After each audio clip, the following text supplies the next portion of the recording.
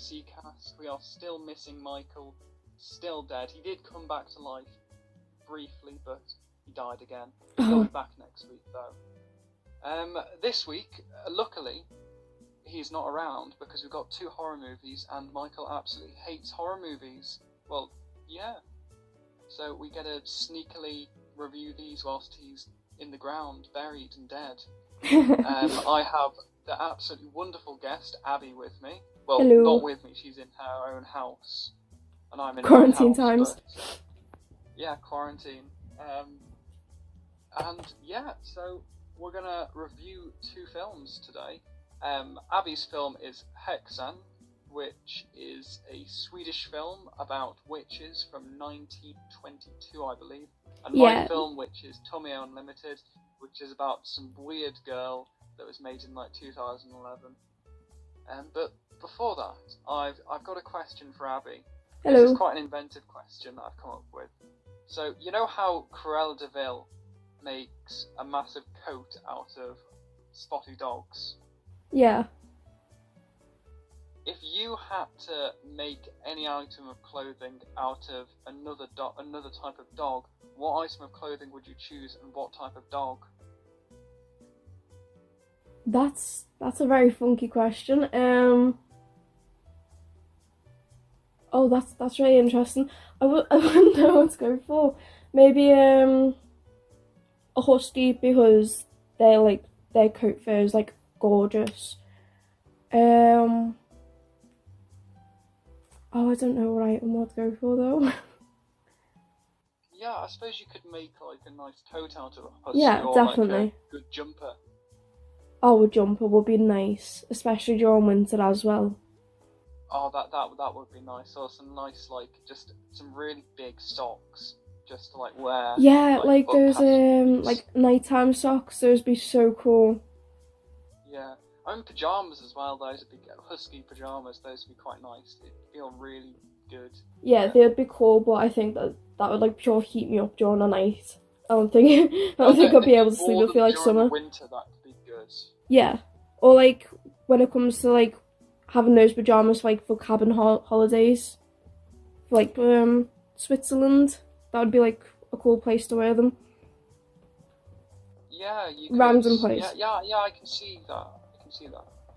But yeah, that's quite a cool question, to be honest. It's very out the blue. I know. Yeah, I don't know what I'd do. I don't know. Maybe make a little hat out of a pug or something. Because there's not really that much of them to really. I was gonna say that would take quite a lot of dogs, because pugs are quite like, they have like small fur, don't they? Yeah, I suppose if you're using one pug, you could a glove and a half or something. Potentially, that could work. Probably. For a glove and a half, like how many fingers would you be covering? Yeah, I haven't looked up how many pugs can you turn into a glove. But, that's how much I assume you could. Anyway, we'll get on to the film. Do you have a coin anywhere near you by any chance? I might in my coat pockets. I might need to check. I know I've not really been using change much, so I'll have to double check. Yes.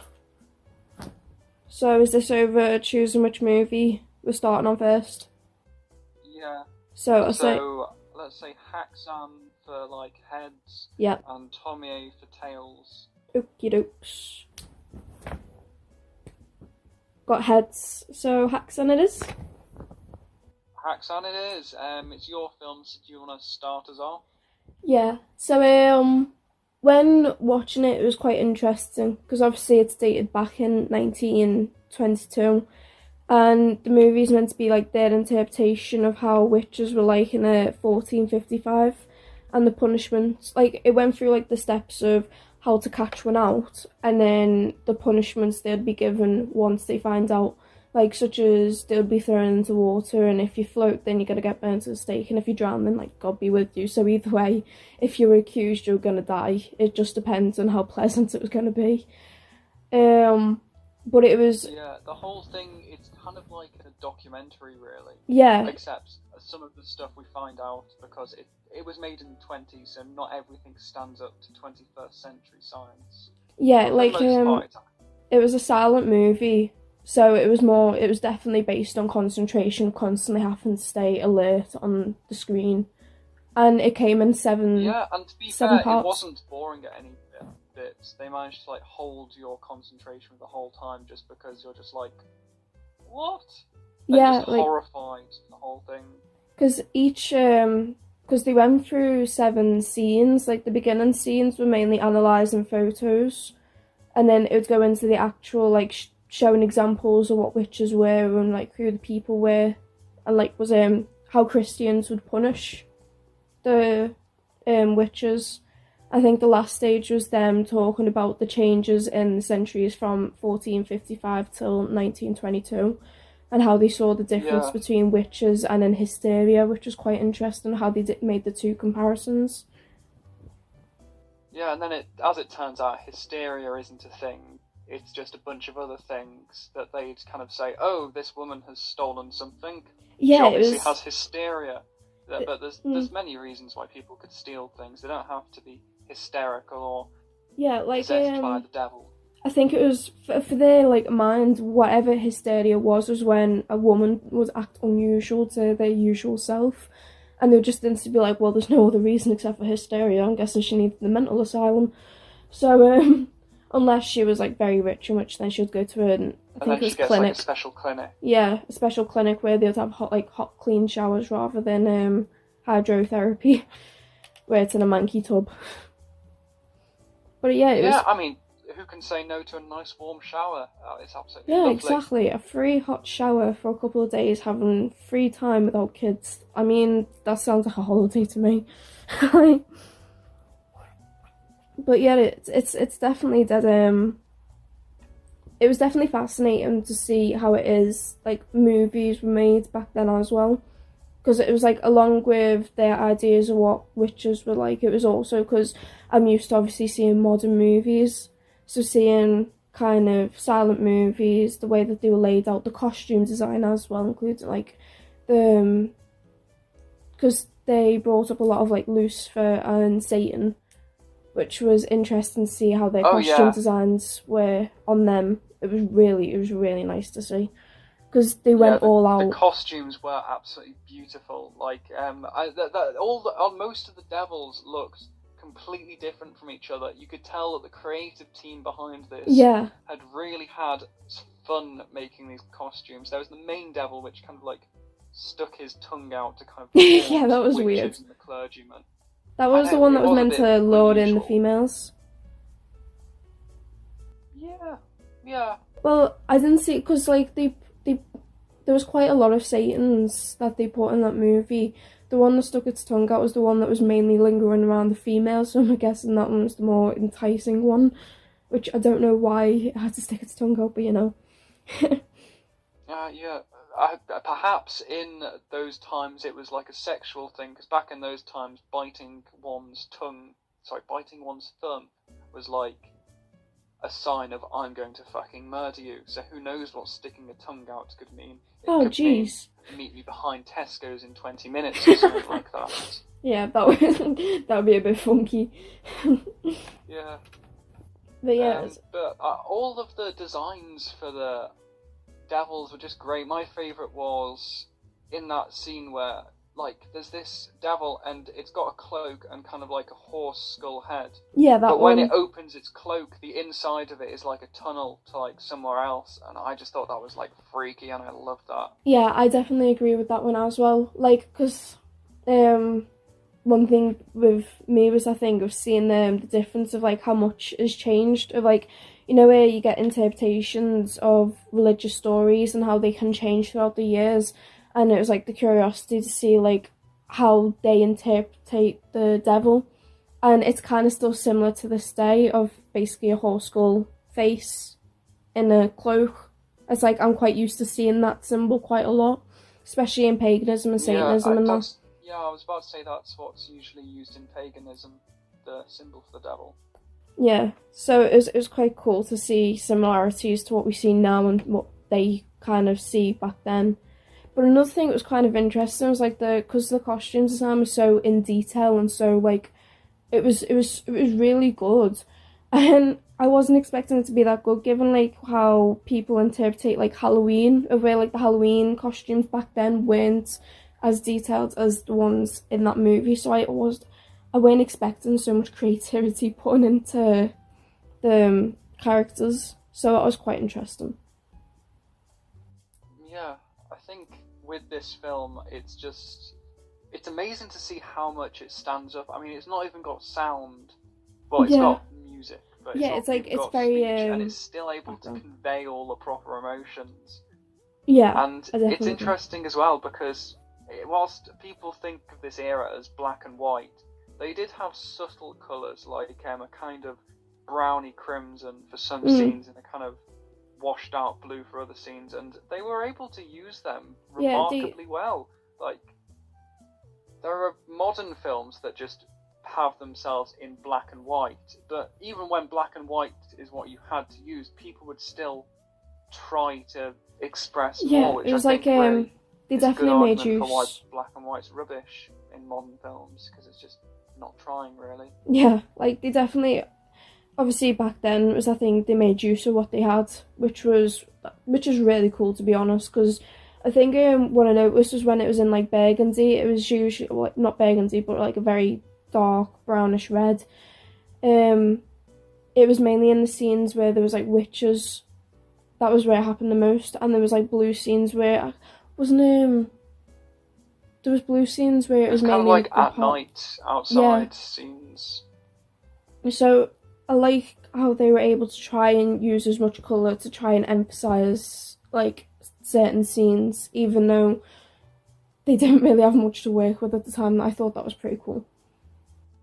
Yeah, I mean the cameras at the time, it's quite impressive that they were able to do something. I mean, I found a camera the other day, and I was like, "Oh, this is a really sick camera," and Yeah. then like it just stopped working, and I was really, really annoyed because I was looking forward to using it.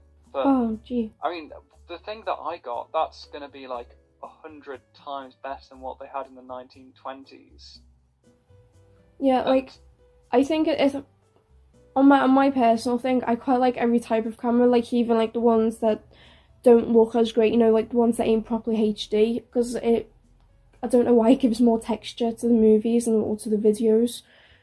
I it's kind of a strange one for yeah, me. Like in like Doctor Who, of where when it's not like fully yeah. HD, it makes it look better to watch.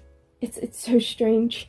Yes, yes. I agree. Especially in like I don't know if you've seen Torchwood, but whatever Yes, cameras they use in like the first two series of that, it just looks a whole lot better. It yeah, looks because realer. you. I don't know why I feel like a lot more like it feels a lot more real to watch, but then when it's in HD, it feels like I'm just watching like TV. I don't know how to describe it very well, but I just feel like HD now feels way too much. It kind of needs to be numbed back down a bit, so then it feels a little bit more. Unless it's probably because of like the times when you're born around the 2000s, you're used to that kind of camera quality. So then when you grow up Yeah, and you see it change, it's like, hey, that's not right. I know what you mean about the whole camera quality thing because like Doctor Who has better cameras than Torchwood, but I was watching like all the Doctor Who and Sarah Jane Adventures and Torchwoods together Yeah, over lockdown, and when it went from Doctor Who to Torchwood, I was like, I much prefer these cameras. Like the cameras for Torchwood, they just please me more. yeah, They're just more exactly. sick. Like especially like in the first few scenes in the rain, it's like you can almost like feel yourself there. Mm. It's Like difficult so to that's what I explain, but yeah, older programs and older movies. I feel like just give a better, more feeling to watch rather than the newer versions because it feels more tacky to watch more HD movies these days. yeah. I But yeah, suppose with there's a lot of HD movies. The things that they're putting in high definition, it's just like CGI and stuff. yeah, I'd much rather a shit quality thing set in an actual place than a really HD thing set in like an entirely computer generated background. I Because completely the real agree. thing is always going to feel more real. Yeah, I definitely agree with you on that one. Like, I think it's. I wasn't sure whether it was just me, to be honest, because I think, like, I know a lot of people like the more modern day movies, but for me, it's just like it doesn't feel right watching them. But mainly because of the camera Yeah, quality. I think that is probably part of the thing. Yeah. I mean, yeah, that I just prefer I mean, doing things the more realistic way, like practical effects. I like doing that. I mean, apart from it being fun, it quite often looks better. I'm working on one at the moment. I'm nearly finished on it actually. I just need to buy a blonde wig, and then it's completed. I put the final layer of latex skin over today. Oh So damn. What's it about? Well, the effect is someone's got their face smashed in with a rock. So I've Oh wow. molded the kind of like broken face out of clay, and I've had like the mashed up insides. I've got like some lumpy epoxy and colored it red, and then stuck some fake teeth in there. And Oh. I've got a polystyrene head and stuck the messed up face in there, and then I'm doing it over with paint, and then doing it over with latex, and then putting a wig on it, and that's someone's head. It's Oh been wow. smashed. That's actually pretty cool, to be honest. Is that was something that you've It been is doing pretty over cool. quarantine then? Yeah, it's for another film project I'm doing. I think I've probably spent far too much money for the amount of time it's going to be on screen, Oh jeez. but it still looks good. Yeah, it's going to be So, worth it in the end, obviously. yeah, I hope people actually watch it though. It'd be a bit of a shame if no one watched it and I'd like put all this money into it. But there you go. Well, is it going to be on YouTube? Yeah. I'll probably put it on YouTube when it's finished. It's a thing that I've been working on for like over a year now. Well, it's been over a year because we were supposed to like finish filming it over the summer, but of course, because quarantine. Yeah. I wrote it with my friend Noah back in year 11, and then we've been doing it along the way. That's really cool, to be honest. So it's like a lot of dedication's been put in that movie. Yeah.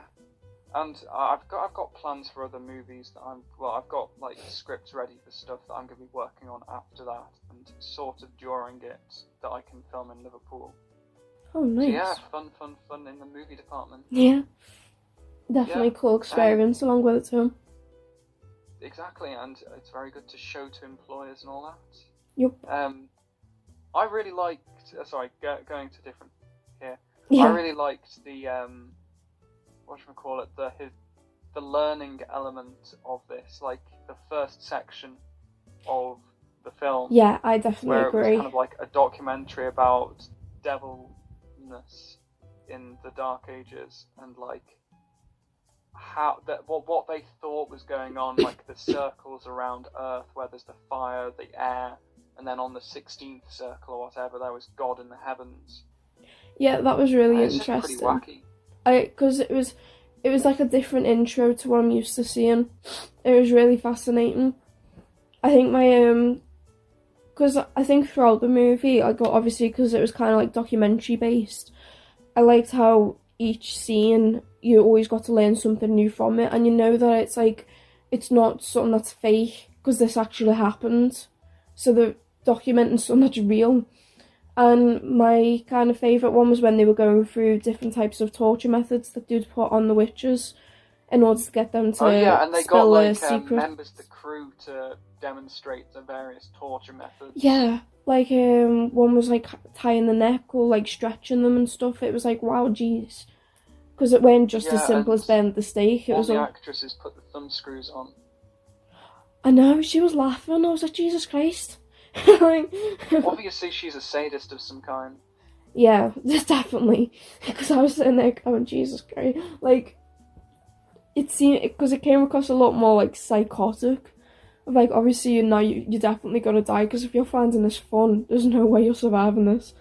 Yeah, especially since you couldn't like hear her laughing. It was just like silent laughter as she's getting her thumbs tortured, and it's like, yeah, that would make it a lot more sinister. Because it's like, because you're then interpreting her laugh in your head.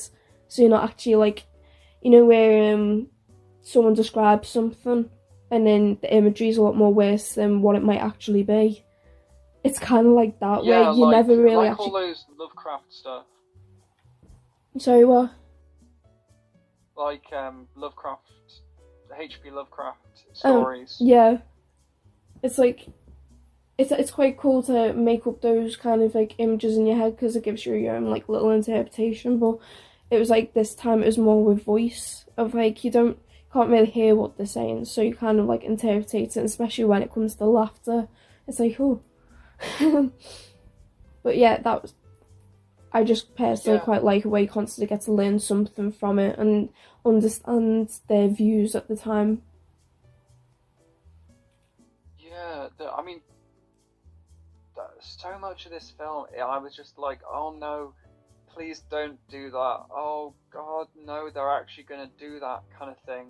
Yeah, like because their way of like capturing witches was by like shoving them in a cage and then dragging them across. Like that's the ultimate humiliation as well, because it's not as simple as like going from A to B. They're going through the town while she's in that cage.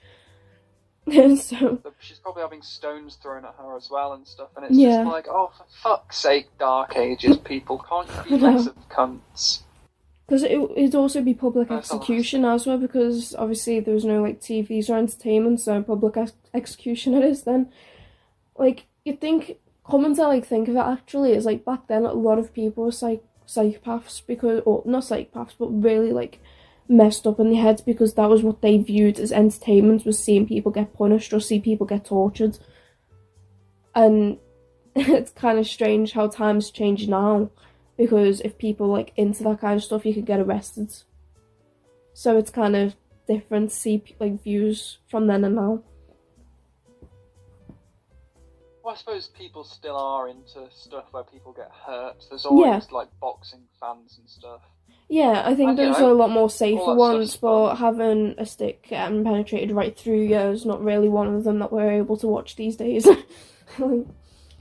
Yes, unless you go on some very illegal sites. And that's, if you get caught, you get arrested. Yeah, quite sure. So to all viewers, I would suggest don't go on any of those sites and watch any of those videos. Definitely not a good idea. I mean, we do not endorse that. We don't endorse you going on that kind of stuff. Just please don't. Highly not recommended. We definitely don't. We don't want to like end up having to testify in court with you saying, "Oh well, the JMC Cast told us to," because we didn't. So don't say that. Yep. Yeah. All the illustrations that they had from back in the Dark Ages, I thought they were all sick. In a good way, and also in a bad way, I suppose. Because it's just interesting as well to see, like, how general art style has changed over time. Because, like, it was just... I was going to say it was just a bunch of lines, but that's what drawing is anyway. But it's a lot rougher, and you can definitely feel that, like, as a progression from then to now, as how stuff is drawn. Yeah, like I know, because a lot of detail was put into those drawings. Like I think it was like the first 20 minutes was them analysing what the drawings were, and showing the devil, like how showing how devil like punishes the people in hell.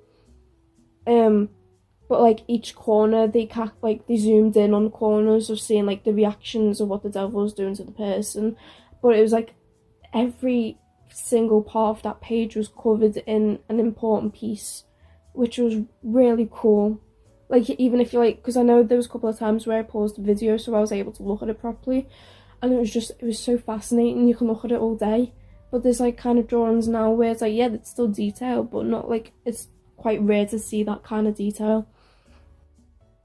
Yeah, I think I've mentioned previously my favourite painting is one called Dante and Virgil in Hell, because I just love artists like from the Renaissance and Dark Ages, their interpretations of hell. I just find it cool. Yeah, it is like, quite cool, to be honest.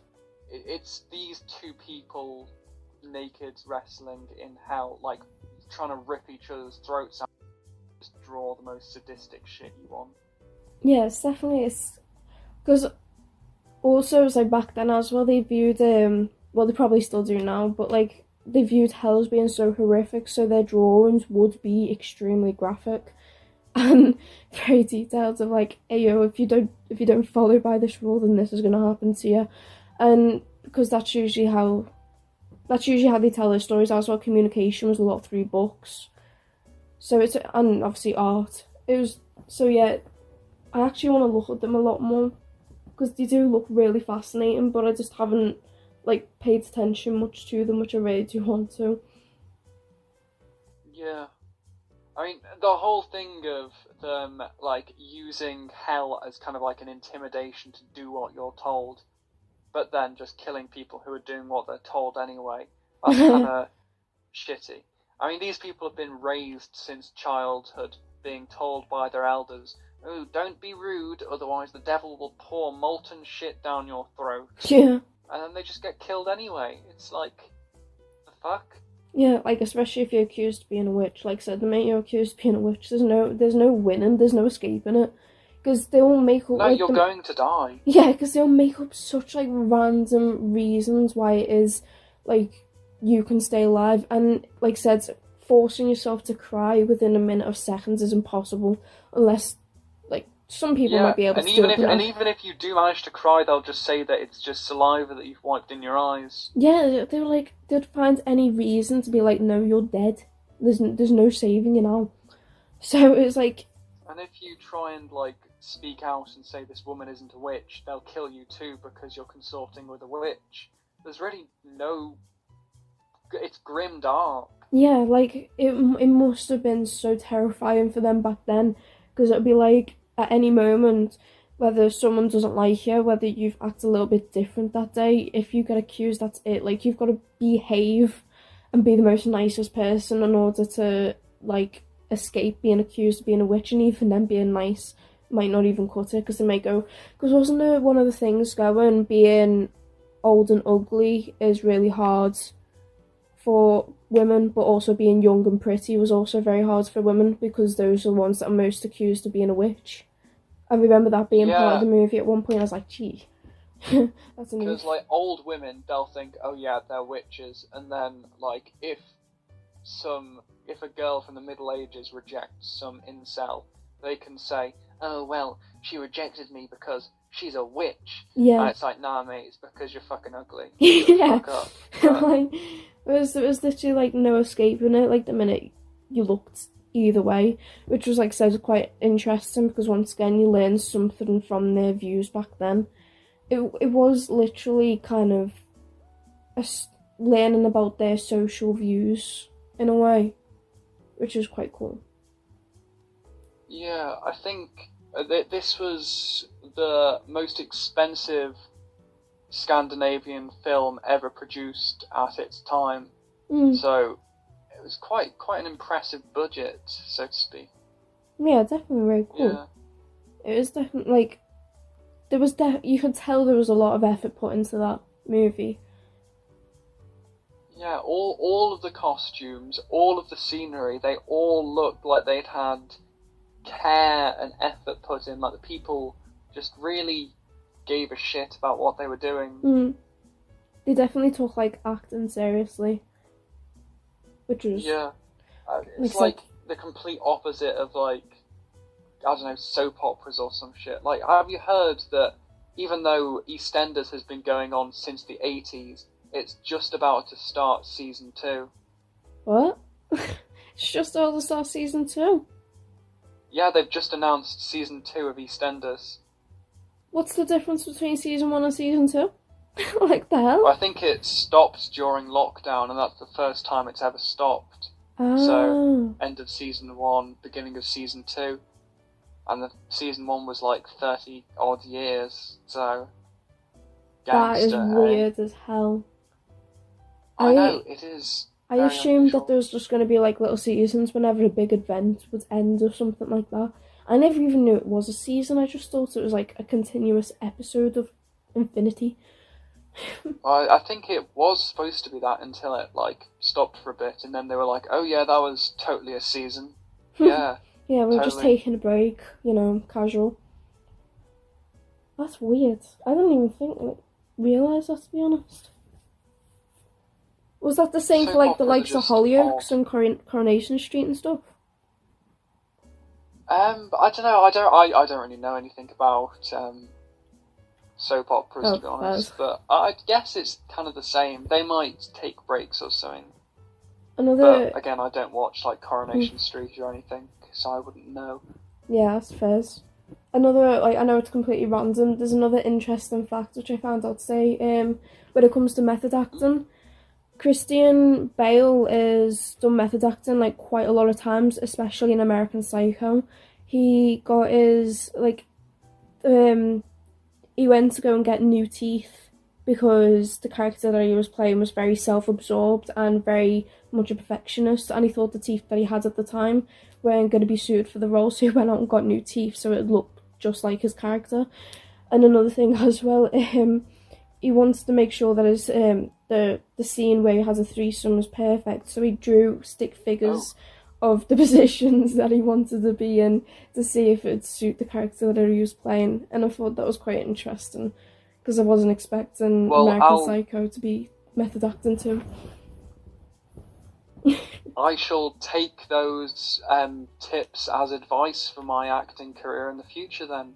Yeah, that's what like crossed my mind. I was like, I wasn't expecting that to be like, I never thought you'd go that far when it came to method acting. Like, I understood the whole weight loss, weight gain, change of hair, change of personality and style behind scenes, but like even actually changing like body features like teeth that was completely bizarre. And apparently his comment on it was that he preferred his old teeth at the end of it.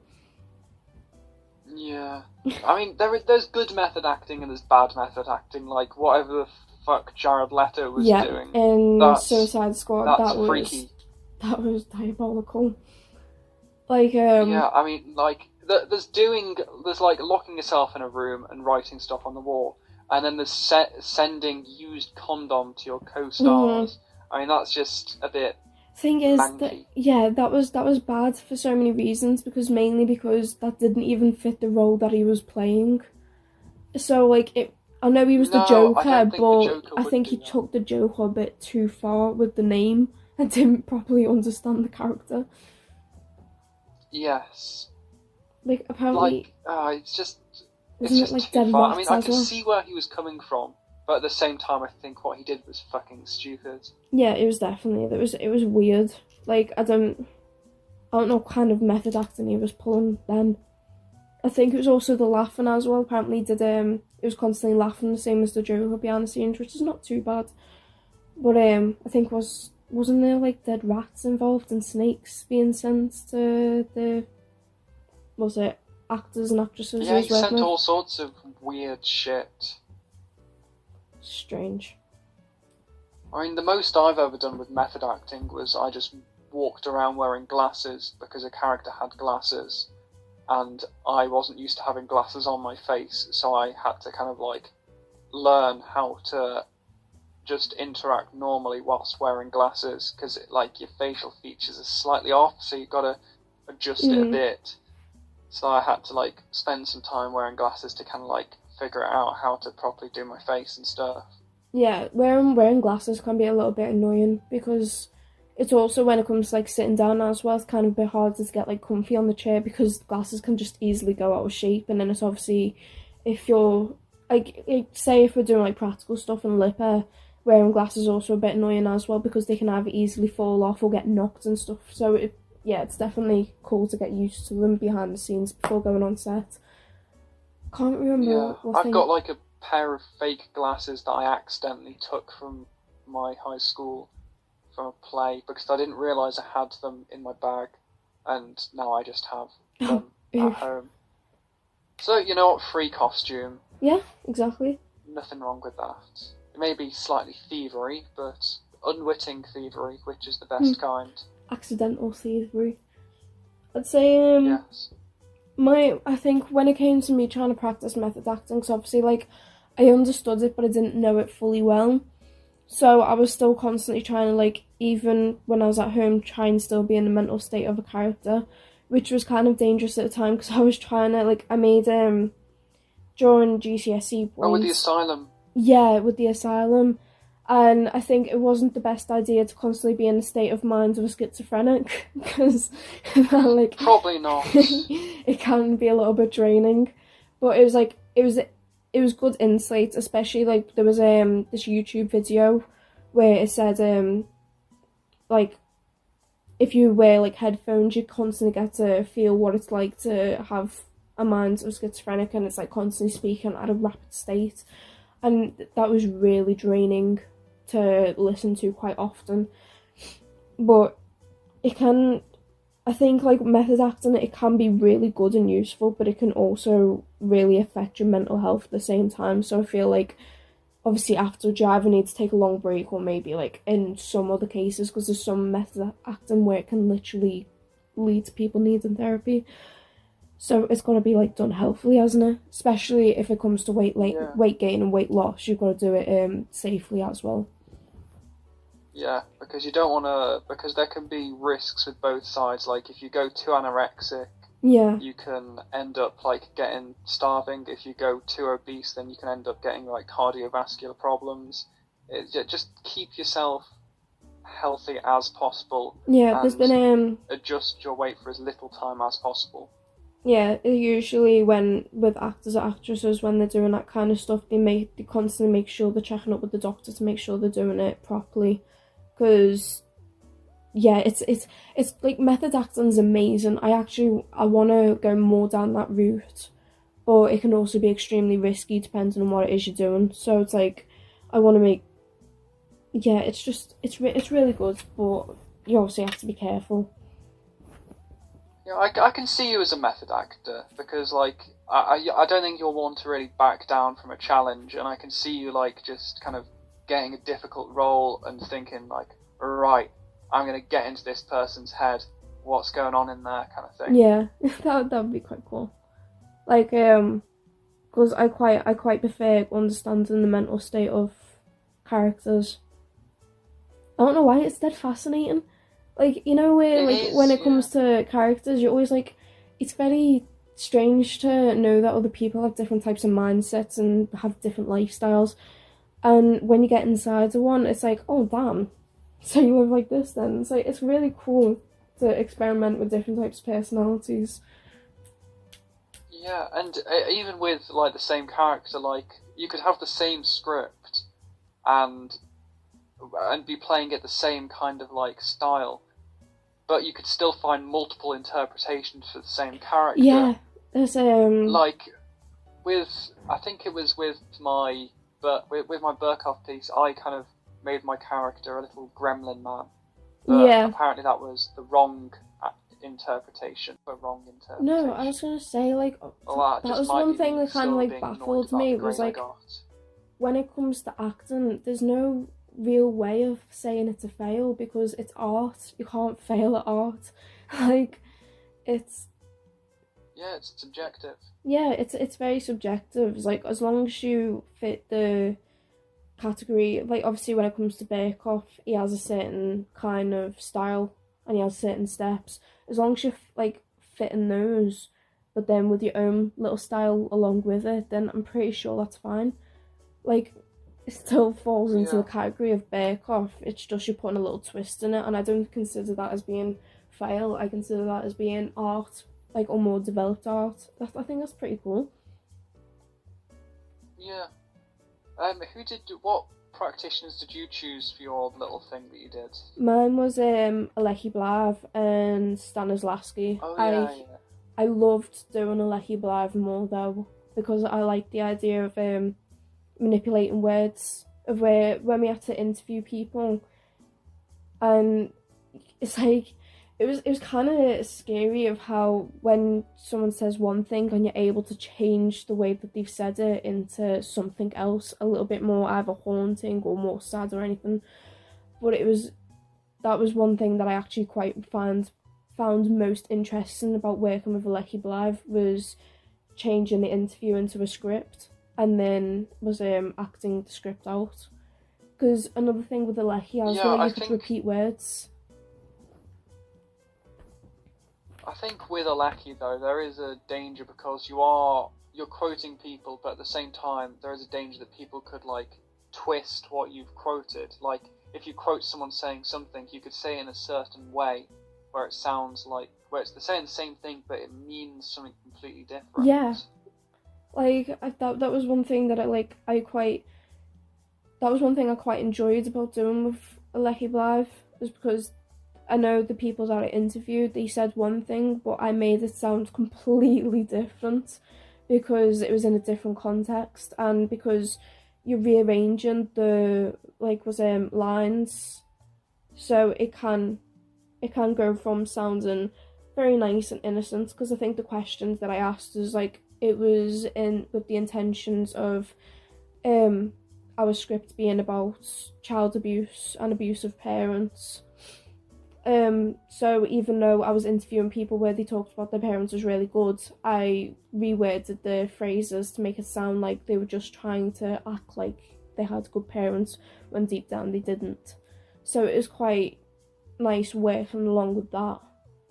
Stanislavski was really cool to work with as well, because it was more natural. I don't know if, I think I'm alright at Stan, but I definitely need to, train more to kind of up my Stan skills. Yeah, I think I need to train more to be more Berkoff, because I think I'm okay when it comes to being natural, but when it comes to going to the other extreme and exaggerating emotions and expressions, it's I'm not great at that. I'd say you fit more with Berkoff, to be honest. You definitely work well when it comes to Berkoff. Thank you. It's quite. I think. Yeah, I think you are quite good when it comes to Stan. Like in Scorch, you were very good in that. For the kind of you felt very down to earth. You could definitely feel the emotions that the characters were feeling through your acting. Well, thank you. That's quite cool. Yeah, that was an interesting piece. I completely forgot about Scorch, to be honest. It wasn't interesting. I probably wouldn't go to see it if it was just on in the local playhouse. I'd probably go and watch something different. But, it was interesting. It was something different. I feel like I'd only go and watch it now to see what their interpretation of Scorch would be. Because obviously we've done it in our style, but it would be kind of interesting to see what they've done, what someone else has done in theirs. But in general, it's not type of... Because it was a very messy storyline as well, especially when it came to research, because I know I made an Instagram account asking questions that could be useful for Scorch, and you've got to word things in such a delicate way to avoid coming across offensive, because it is a very strong topic that we did, which was... Yeah, you've got to be very careful. Yeah, because the character that we played was a person essentially getting arrested because they didn't say that they were transgender. So you don't want to word something on Instagram that can come across way being transphobic. So it's it was a very strong play that we had to play, and it was very complicated, but it's quite cool that we were able to do that. Yeah, it was a very... It was fun as well. I enjoyed it. Yeah, it was definitely fun, because it was the first time that our group ever worked together as a team. So it was... Yeah, and to be fair, I think we made quite a good team, to be honest, our group. Yeah, and it was also cool because... The only regret I have is that, not heeding Edward's advice about milk and just drinking milk before the play. Oh yeah, I forgot about that. It really does fuck with your throat. I mean, both me and not you, Abi, but yeah, the other a Abi. different Abi. We both just went out and just drank a shit ton of milk beforehand because we were told that we shouldn't drink milk, and we're just general rebels like that. And my parents are starting to think I might be lactose intolerant. Oh, gee. Because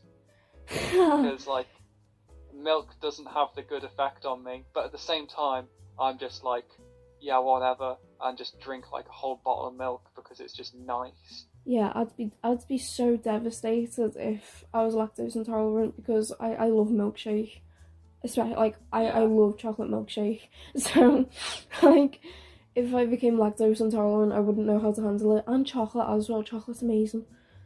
Chocolate's nice. To be fair, I know 2 lactose intolerant people, and both of them just drink shit tons of milk anyway. Yeah. So if I do turn out to be lactose intolerant, then I'm just going to carry on drinking milk, and I'm just going to not really care, to be honest. I don't think I'd know what I'd do. Carry on. I wouldn't even know if I'd want to risk it because I know the side effects of it, and I wouldn't be too amused. But, yeah, they are quite. From what people have described, the side effects can get pretty wacky if you go too over the top. Oh, oof, jeez. But yeah, I forgot where I was going with that performance. It was definitely really cool to play. I think What? I think one of the regrets I may have had is that I think I put effort in it, but I don't feel like I put as much as I wished to put in, like emotion wise, because I think with me, I felt a little bit withdrawn, of a little bit nervous to go all out with acting, so there may have been aspects where I didn't feel like I was going full on and playing the full character to its potential, which I'm hoping for the new year of Lipper that I'm able to just go sod it, I'm gonna go all out and do the character at its where it deserves to be, because I think that's one thing that lockdown has really made me think, is that if I really want to do acting, I need to stop holding back or being a little bit nervous, or with discipline as well, not getting easily distracted. I need to literally put my full effort in. I think that's one thing that I've learned from lockdown and learned from year one. Yeah, you just gotta charge forward and don't look back. Just carry on acting as fast and as passionately as you can. Yeah, I think the thing that's wrong with me when I try and do stand is because I quite often act to a camera, but acting on camera is completely different to acting on stage. So the kind of subtle face movements that I do on camera, you can't really pick them up whilst you're on a stage. So it's weird to find the balance between over-exaggerated and completely under-exaggerated kind of thing. Yeah, I get where you're coming from, because for me, I feel like acting on stage is so much more harder than it is acting on camera, because if you make one mistake, obviously improvisation's not my best, it's not my strongest skill. So if I feel like I made a mistake on stage, there's no going back from it, you've just got to keep going. But when it comes to on camera, if you make a mistake, you're able to press pause or cut that little bit out and carry on. It's I know it's not beneficial, but I feel like I can work a lot more at ease being on camera for some reason than it is being on stage. I feel like that's a lot more challenging. Yeah, I think I definitely prefer working on camera than working on stage, because it's just a lot more, I don't know, you have more range to do stuff, if that makes sense. Yeah. You can just because another thing as well, weird. Acting on stage, you've got to make by with the space that you have, but when you're acting on camera, you've got loads of space, as long as you know how to move camera, obviously. Yeah, you gotta stay where the camera's shooting. Yeah. Anyway, I think we've moved quite far off topic. Yeah, I know. Final thoughts for Haxan. So for Haxan, I'd probably give it about a 7. It's not my type of movie, but it's definitely interesting to learn from. I think the amount of effort being put in was amazing. The design, the actors, obviously not the sound quality because there was no sound, but still it was really interesting to watch, said, even with no sound as well, because obviously you used to, in modern time, you used to watching it with everything in it, but now you have to pay more attention, especially to the lines underneath, which kind of moved quite fast as well. You have to read that quickly and it would go to the next scene, but it was always really nice. I just liked it. Yeah, it was definitely really film. good. Good old 7. They definitely did do well with the facial expressions as well. It was really good. Oh yeah, definitely, because you've got to make up for the kind of lack of sound with your facial expressions, because you can't really portray that stuff through sound, so you've got to go all out with your face. And costume and prop. And even the filming as well, that was really cool. Yeah, everything about it was yeah. Let's move on to Tomie Unlimited, my film.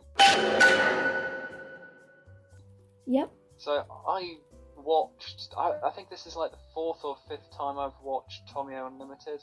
first time was with my ex, like, last year. And then later on I watched it again at a sleepover with Jude and Michael ended up running away because it freaked him out. And that's why we're watching it whilst he's not here. That's and then good. I watched it again recently with my friend Brandon round and my sister also there.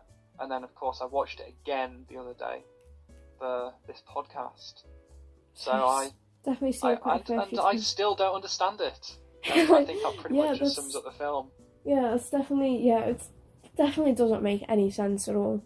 Like, because obviously this is the first time that I've seen it, and what I noticed, it just kept getting weirder and weirder throughout the movie.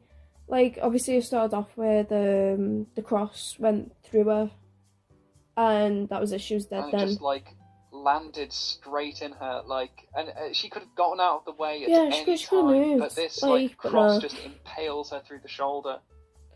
I mean, like, the fact she was still standing up as well, how did the weight not, like, instantly drag her down?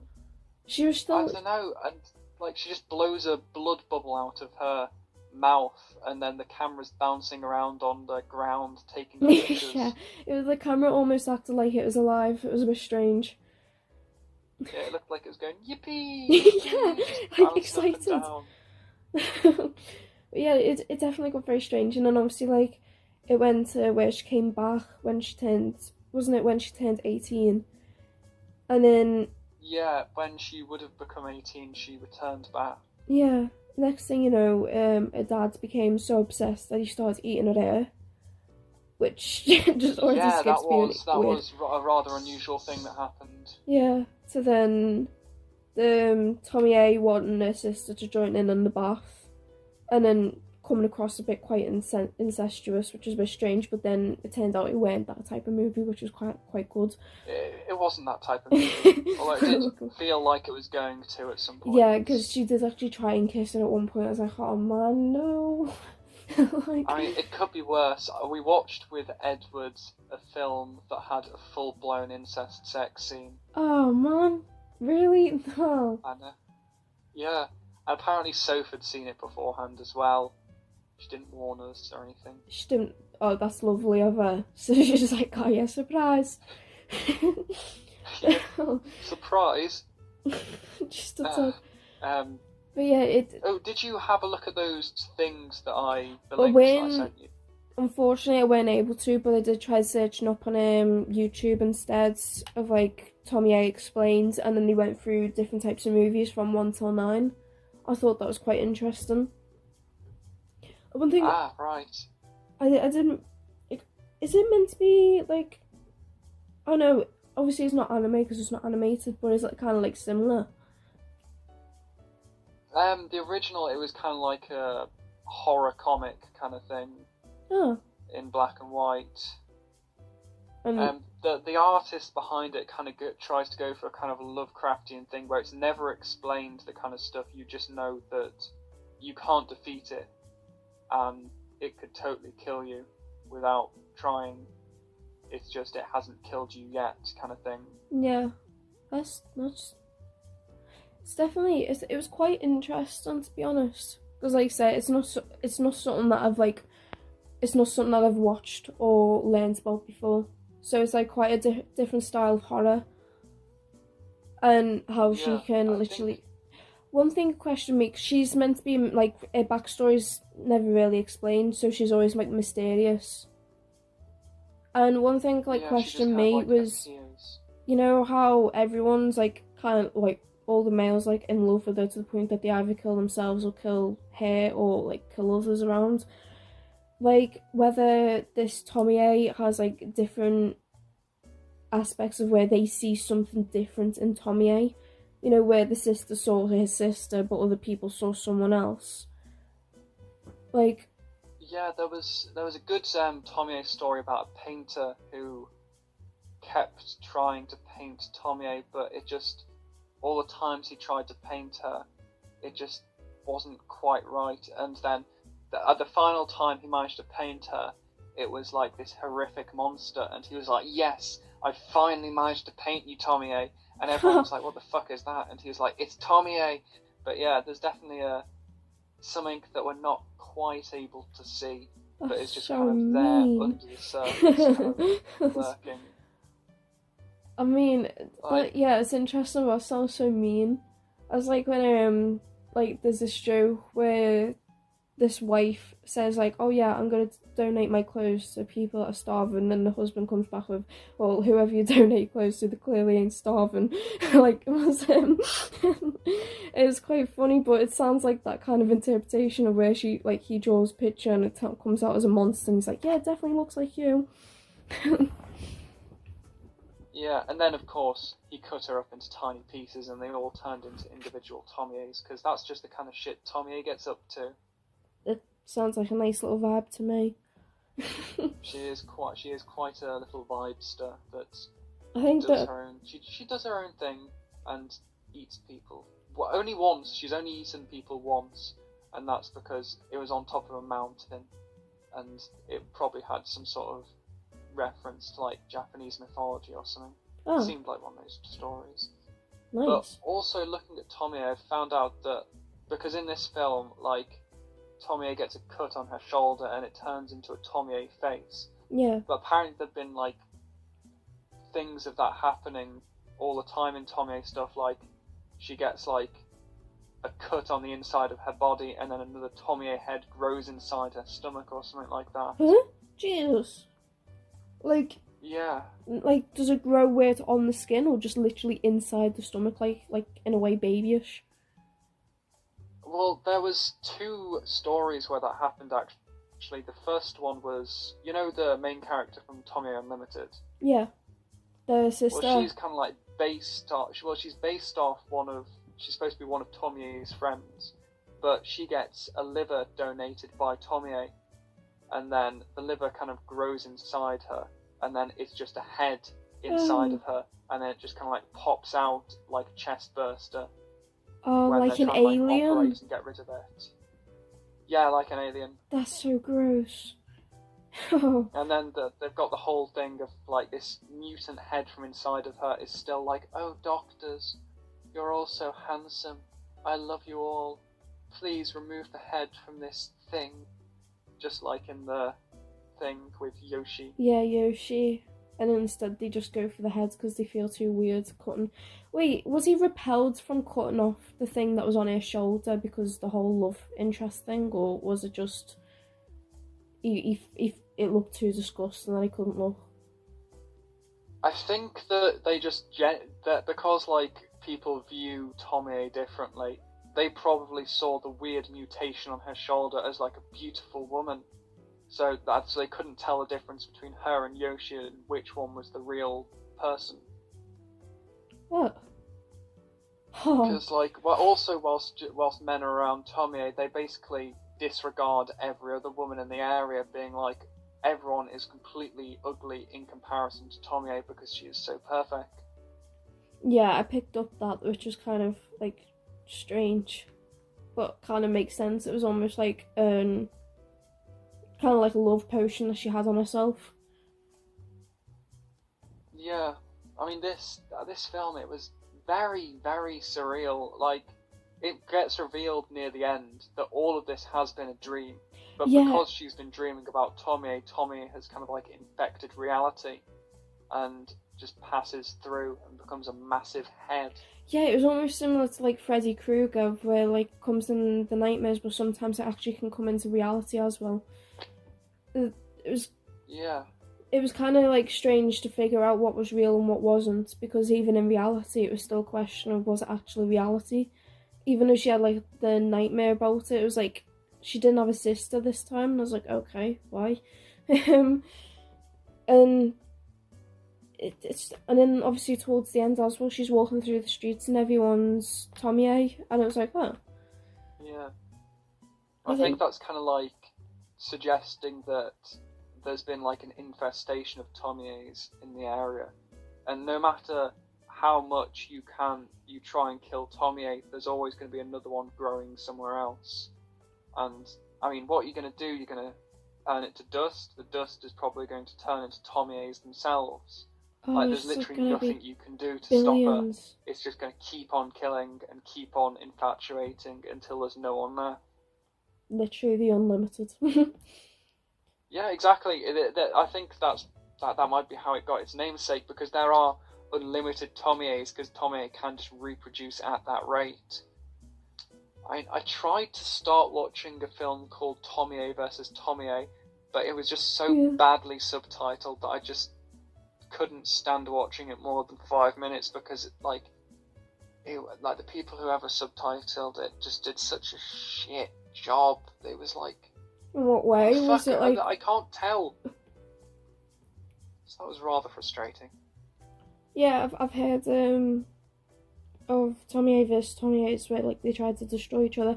Like even with could it work without subtitles? Would you be able to watch it without subtitles, or does it need to be there in order to understand it? Well, I only watched like 5 minutes of it, so I suppose if I watched the whole thing, I could figure out if it's good or bad without subtitles. But I think this one was from like 2001, so if I want to watch some Tomie stuff, I should probably go and watch some more recent ones instead. Yeah. So the production thing's better, or just like buy the DVD, because they've probably got decent subbing on there. Yeah. I'd say I think the weird, like, creepiest thing for me was the floating heads, like the Tomie plant. That freaked me out the most. Oh yeah, the weird plant Tomie, because they cut up Tomie, chucked her head in the bin, and then because Tomie can regrow from anything, the head kind of grows on a, what are they called? A stem. Yeah, I was going to say it was a stem, and it weirded me out, because it was kind of like floating in a way, the way its head was wobbling a bit. And then it got even worse when it started crawling out the bin when it was in the school, and I was like, oh hell no. Like, it was like Miss Potato Head gone wrong. I just didn't like that at all. See, I thought when it was in the school, it was just kind of like sitting there with its like little Tomies growing off it, and the main Tomie face. It kind of reminded me of like Outro from CBBC for some reason. It was just like, funky. I just couldn't take it seriously. No, because the way it was walking, it was like it was walking with flip-flops. That was one thing that stuck to my head for some reason. But like, other than that, it just really, because it was so, it's not like, it was so creepy. I don't know how to describe it. It was just really, really creepy. And the rest of them, it was like somewhat tolerable. Even with like the head centipedes, it was a bit funky, but it was somewhat like, by that point, I was pretty much desensitized, because there was so much weird stuff going on throughout the movie that came in and I was like, okay, what next? Yeah, the head centipedes definitely did have a certain funk about them, I will admit. Yeah, it was strange. And especially when like the sister was just sitting there going, yeah, you might as well just take me now. I've seen everything. Yeah, she just got straight up mauled by some centipedes. Yeah, she sacrificed herself. Her parents got viciously devoured, and then Tomie was like, oh, I'll eat you, but painlessly. And she was like, yeah, right, sure, fine, go ahead. Like, you know what? And then she became Tomie. And then she got cut up like all the other Tomies. She willingly accepted herself to be along as a Tomie, which is kind of strange. But I'm guessing by that point, because she spent a whole time trying to escape from it, and then you see your friend join, your boyfriend join, your family join. It's like, what's left to lose? Your sister joins. Yeah, she'd already lost everyone she cared about, and she'd already had everyone she cares about saying that they didn't care about her. So, I mean, at that time, you would be feeling like shit. So, her just letting herself die. I mean, getting consumed by weird head centipedes and a massive fog isn't the normalest way to die. Yes. Pretty freaky. But I mean, like, I wouldn't be too amused if that happened to me, but at the same time, like, if I was gonna die, I'd kind of want to die weirdly anyway. I don't want to have, like, a basic death, but I don't really think... Oh, yeah, I 100% agree. Like, I would absolutely hate to just die in bed of, like, an aneurysm or something, because, like, if I'm gonna die, I want to at least know I'm going to die, so I can kind of prepare myself for it. But if I just die a boring death in bed, like, that's no fun. I want to, like, have my head chopped off by I don't know, what are those things that fly called? Helicopter propeller, or something like that. Or, like, be stabbed in the heart by a jealous lover, or, I don't know, just get eaten by a shark or some shit. Yeah, I'd want to die with a theme. Like in American Horror Story Hotel, where Liz just sacrifices herself and everyone just does like loads of wacky things to Liz. Like that would be awesome.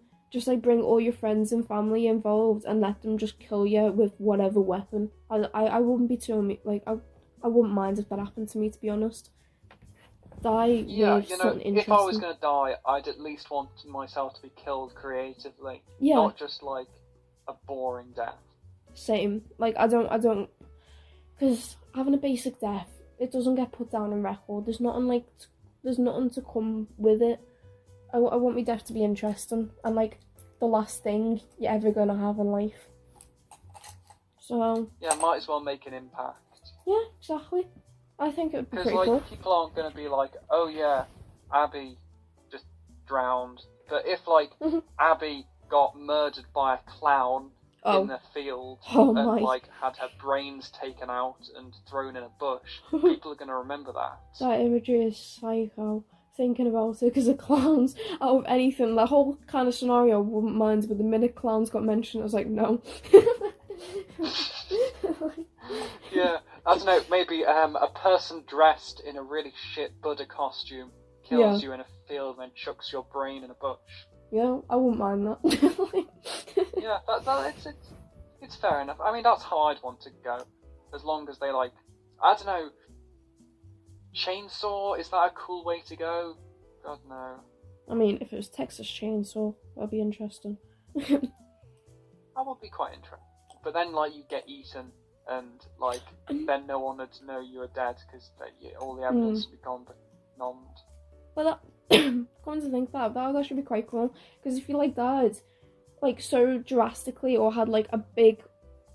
If it made a big impact, it could actually be turned into a movie, a horror movie, and I'd love that. I'd love a horror movie to be made after me. That would be so cool. Yeah, I concur. Like, to have I suppose to have any movie based after you would be cool, but to be like, oh yeah, they say Joseph Rutland still haunts this place where he was viciously eviscerated and his guts were hung all around the place. That'd be sick.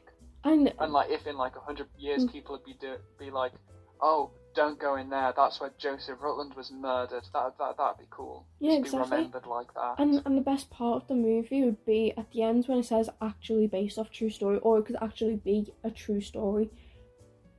Like, it'd be like a documentation. Then, that'd be awesome.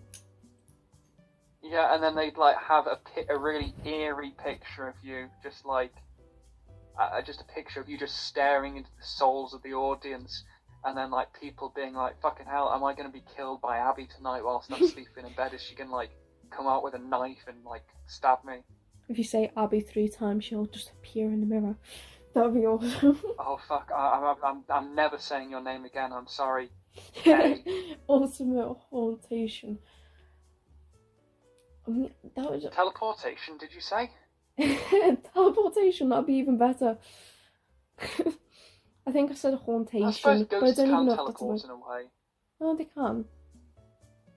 It's either they're bound to where they died, or they're able to just travel wherever. Which I hope I'd be able to travel wherever, because staying in one place forever would be boring. And the other interesting thing as well is that if you die in a house and then you're stuck there forever, what happens if someone just destroys the house? Like, just breaks down the building, you're still just like floating there in mid-air then for the rest of your life. It's I think you're like free to fuck off to wherever you want. Like, if I was like killed in college and then I had to haunt college, which would be awful because it's not even a nice looking building. I know. It's just kind of blocky. I mean, I love the architecture of the church. The massive neo-Gothic cathedral, that is my kind of architecture. I fucking love it. Like, it's interesting, but it's scary. If my house looked like the cathedral, I would be like so happy because that is just my kind of architecture. Yeah, that would be quite cool. But like, yeah, but if I was to like haunt college, that'd be shit because it's not very interesting. But like, if that got knocked down and then like something cooler, I mean, college is pretty cool, but if like, I don't know, a haunted house attraction got built there instead, I'd be able to haunt the shit out of a haunted house attraction. I'd be quite happy if that happens. But like, when one thing that I really want is to live in a haunted house. That would be so cool. Because people would be too terrified to come in a house, and if something actually spooky happens, I'd be like, okay, that's even more cool. Yeah, I mean, there are some places that do look proper haunted. Like, there's this place near me, and it's like this giant building that's like abandoned. I think it used to be like a old person's home or something back in the day, and I've been supposed to be going and like exploring it with my mates, but he keeps like cancelling on me, which kind of sucks. I'm just gonna go there on my own because it just looks so creepy, and I just want to. It'd be a lot more creepier on your own as well. Yeah. I might like put on a helmet cam and see if I can find anything cool. And it really sucks that my camera that has night vision has stopped working. The one I only just found, because that would be cool. Yeah, that would actually be really cool, to be honest. Like, I know there's quite like I want to search up quite a few haunted buildings, or like just have a look around to see if any places look haunted, and then just investigate it. Like, I know if I asked I'm pretty sure if I asked Anna and be like, hey yo, do you want to go on a haunted trip? I'm pretty sure she'd sign up for it. It would be quite cool.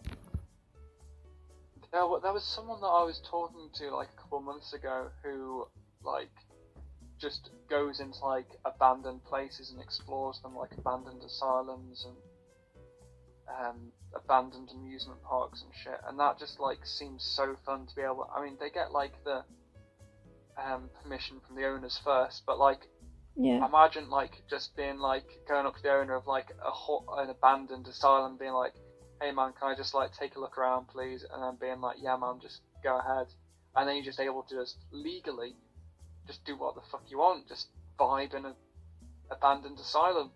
Sounds sick. That would actually be quite awesome, to be honest. Like, even abandoned asylums seem like the best place to investigate, like, especially if there's still like treatments, like was forgotten furniture that's still there as well. That would be cool as hell. Because I know, yeah, that would be absolutely sick. Like, just being able to like feel the terror through the walls, it'd just be like, oh man, that's cool. Yeah, and like seeing what people have to live with every single day of their lives, it'd be haunting, and it'd be like horrific at the time, but so interesting too. I know, like, I wish there were more like films and stuff set in abandoned asylums, because they're just like so creepy, and I fucking love it. Like, I know, right? Because Victorian era is one thing that fascinates me the most when it comes to asylums, because the amount of treatments used and their social views at the time. Like, obviously they had conversion therapy for people that were gay, and it's like fascinating of how they considered that as a mental illness and thing like. And it was like along with obviously hysteria as well, the amount of treatments they used to treat women with hysteria. It's like, it's creepy, but also very, very, very interesting. I know, like, it was, I think, well, of course, like, you were in American Horror Story Season 2, we got, like, cool look at Briarcliff when it, like, went to shit. Oh, yeah. And that was, like, that was pretty scary. Yeah, because... as well, there's been some good, like, episodes of Supernatural set in haunted asylums as well. Oh, I didn't even know that. I haven't really seen a program. That'd be quite cool to watch. But no, it's recording now. But okay. I forgot where I was going then. Yeah, it's interesting to see how they thought treating mental illness was like. Because no, I think there was another one. Pretty sure it's called rotation therapy. Either they'd be restricted onto a chair and then like held from the ceiling, and they'd be spinned, I think, like 100 times a minute. And I'm pretty sure that was meant to like reprogram the brain into being a lot more normal, because they thought that it was all like out of place, and all it did was just make them vomit a lot more and potentially kill them. Ouch. Yeah. That's pretty shit, man. Wouldn't want that to happen. Sounds like a cool roller coaster, but if it's going around like 100 times a minute, I feel like it'd be very risky. More like a death roller coaster, if anything. Yeah. But yeah, it's always... I suppose there have been worse roller coasters. There is actually a death roller coaster. Someone designed a roller coaster which was meant to reenact euthanasia, but it was just meant to be like a fun ride before you die. Oh yeah, it has a lot of spirals, but it's Yeah. going at like a certain force where it'll just quickly snap your neck. Yeah. It was I think it's been shut down now, and the guy's been arrested because I think at first he didn't really display it as being a death because obviously it'd be taken down, so there were people that were killing themselves without them realising. Oh, did he just like publish it as just like a regular roller coaster? Yeah, because if you published it as a death roller coaster, it wouldn't have been accepted, so it was kind of funny. Like, it was a bit of a psych moment. Probably wouldn't have been funny for them. That is indeed an epic psychopath moment. Yeah. So he got arrested. I think the roller coaster's been taken down now. But that is quite scary as well, because that was quite recent. Just like think if that had like actually like gone ahead and people had actually like died on it, that'd be insane. I'm pretty sure people did die on it. They actually made it. It did actually get made. I'm pretty sure that's the reason why it got taken down. Wow. I'll try and check now the death roller coaster.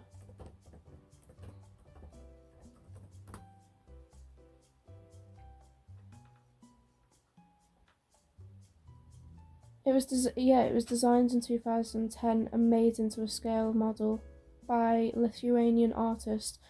Don't know how to pronounce his name. But I'm pretty sure it was made. Yeah, I suppose that would also be quite an interesting way to die. It definitely would be interesting. I think that's the reason why it was made, because it was like, rather than dying from getting injected and that was it, it was like a nice way to die, I guess. Yeah. Did you see a while ago there was that fake video of like a machine that just kind of like tears your head off with claws that was supposed to be a euthanasia thing? Oh, I never heard of that.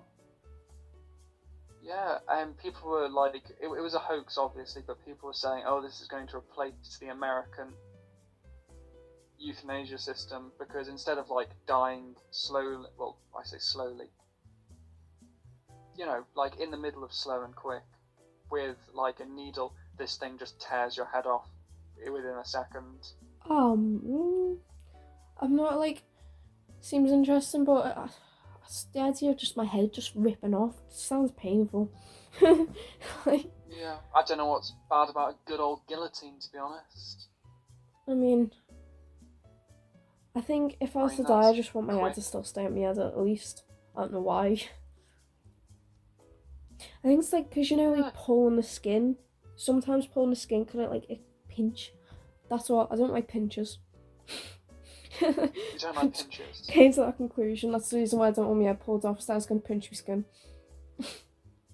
Yeah, well, that's fair enough. If anyone tries to cut your head off, just say no. Stab them or something. They can't legally cut your head off if you say no, because that's against your consent. So, yeah, they can't legally cut your head off, so that's obviously going to stop them. They're going to be like, oh shit, sorry Abi, I didn't mean to nearly cut your head off. I'll just go and put my knife back. Yeah, good.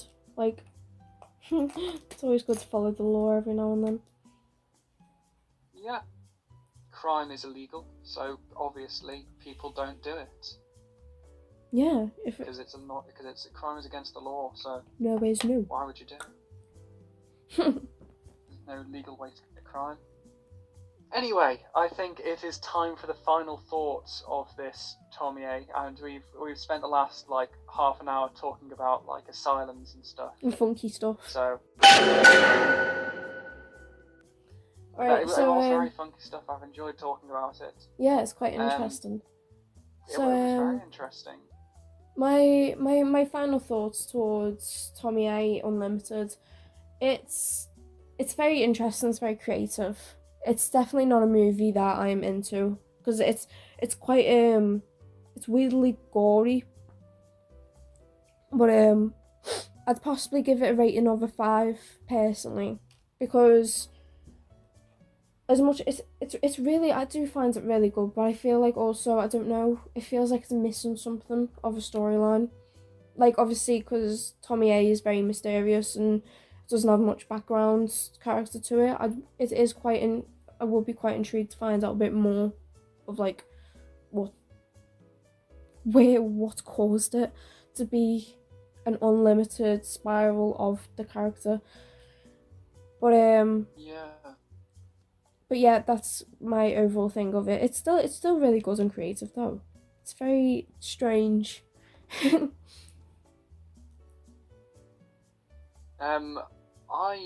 think I'm gonna have to, because this is the second time we're recording this episode. I ranked it a little lower yesterday, but like upon thinking about it more, I'm gonna rank it a bit higher, because I previously thought, oh well, it's not the best Tommy A adaptation they can do.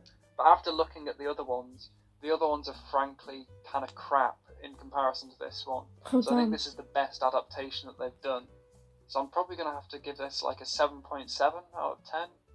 Oh, nice. That's good. Yeah, that's definitely a good ranking.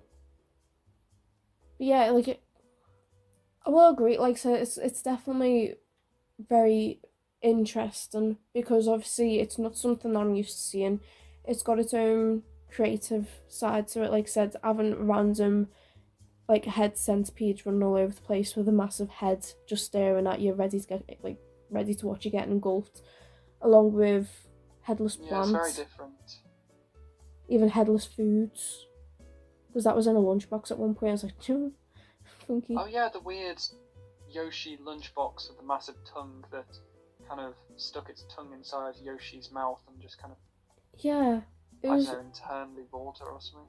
It was really weird, and it definitely did live up to its horror movie. So it was good in a weird way.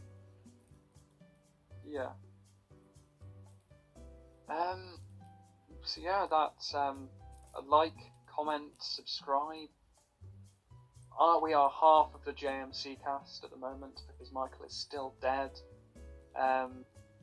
We will be unveiling the terms of the competition very soon, so keep your beady eyes watched out for that because you all very much want to enter this competition. And nice. well, make sure to listen to the next one as well, because we are here all day and all night, and we are basically just recording 24/7 and no one feeds us. So goodbye. Right, see you.